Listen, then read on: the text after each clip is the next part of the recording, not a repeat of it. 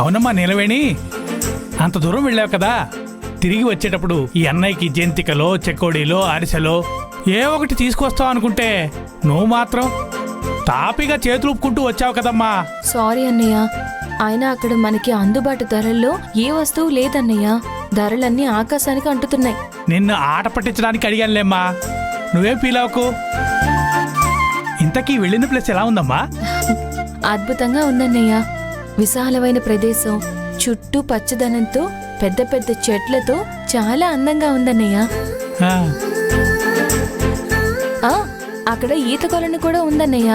ఆ కొలంలో నీళ్లు నీలం రంగులో ఉన్నాయన్నయ్య. నువ్వు ఆ కొలంలో దిగి ఈత కొట్టావా? లేదు రేణుక, అంత టైం ఉంటేనే కదా.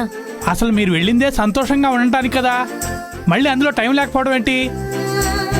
నువ్వు ఈత కొట్టకపోతే పోయావు గాని చిన్నయ్య గారైనా ఈత కొట్టారా లేదా? ఎవరు? మీ చిన్నయ్య గారా? అవును. ఆయనకి తాగడానికే టైం సరిపోలేదు, ఇంకా ఈత కొట్టడానికి టైం ఎక్కడి నుంచి ఉంటుంది చెప్పు. ఏంటో మా చిన్నయ్య గారు ఎక్కడికి వెళ్ళినా తన ధర్మాన్ని తప్పని గొప్ప మనిషి. అసలు మనిషి అన్నవాడు ఎవడైనా ఆయనలా తాగుతాడా చెప్పు? అయినా ఆయన ఏ రేంజ్ లో తాగాడంటే నన్ను 2 దొంగలు కిడ్నాప్ చేశారన్న విషయం ఇంటికి వచ్చేంత వరకు తెలియనంత ఎక్కువగా తాగారు. ఆ? నిన్ను కిడ్నాప్ చేశారా? అవునన్నయ్య. అసలు ఏం జరిగిందంటే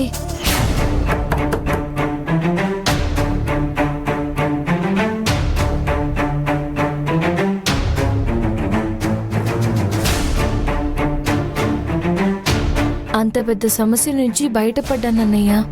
నీ మాటలు వింటుంటేనే వెన్నులో వణుకు పుడుతుంది కదమ్మా. అదేంటో గాని నువ్వు ఎక్కడికి వెళ్ళినా ప్రమాదాలు కూడా క్యూ కడుతున్నాయి కదమ్మా. టైంకి అర్చన గారు వచ్చి కాపాడారు కాబట్టి సరిపోయింది. లేకపోతే ఏమై ఉండేదో ఏంటో. నా టైం అస్సలు బాగున్నట్టు లేదన్నయ్య.